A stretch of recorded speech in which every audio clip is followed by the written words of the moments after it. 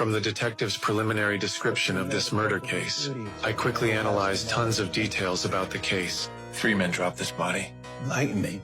Shooter was someone who knows firearms well. Bullets were small caliber, 9mm, 95 grain, that's subsonic. A silencer was used.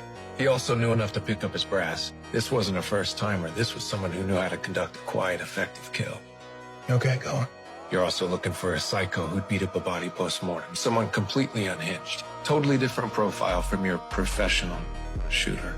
Something wrong? No. You said there were 3. Your psycho isn't suddenly going to be rational enough to know he has to hide the body, and your meticulous shooter isn't going to do a sloppy job with roadside cardboard.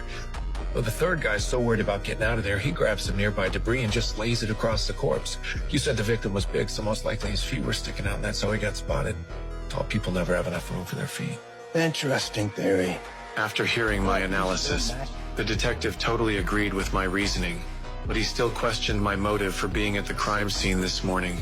I had to explain to him. I just happened to get off at the nearby bus station. I'm from out of town. The reason I came to this small town was to pay respects to a blind blues singer. The police only found a toothbrush on me, a French war medal, and $200. My belongings were pretty basic. I traveled 900 kilometers to mourn the deceased. He thought I might be lying. Therefore, until they found key evidence, they decided to detain me temporarily. Later, the female officer looked up my personal file.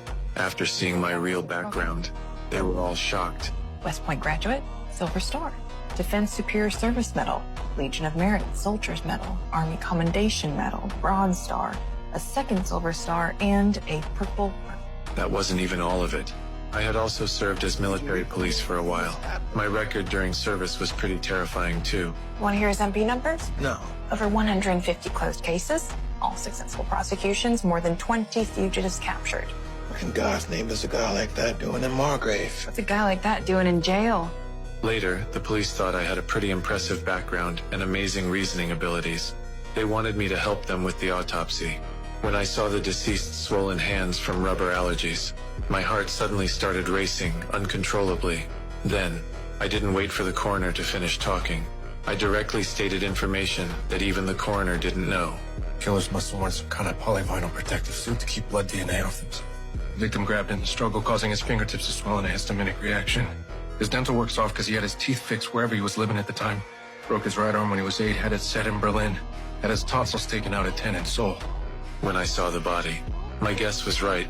This victim was actually my brother I hadn't seen in years. We were wrestling. I pinned him against the stove. Didn't know my mother had just turned it off. That's how my brother got this scar. Since we were kids, my brother had always been protecting me. Later, we each started working and lost touch. But in my heart, my brother was incredibly smart and excellent. He was always the brother I admired most. When I think back to that familiar yet cold body in the morgue, right now, I can no longer suppress the rage in my heart. You okay, Richard? I guess I'll find everybody responsible. Every last one of them.